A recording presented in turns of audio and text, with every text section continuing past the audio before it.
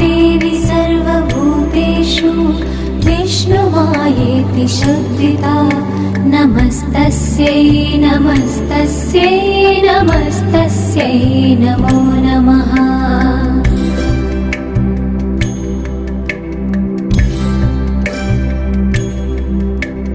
या देवी सर्वभूतेषु चेतनेत्यभिधीयते नमस्तस्यै नमस्तस्यै नमस्तस्यै नमो नमः।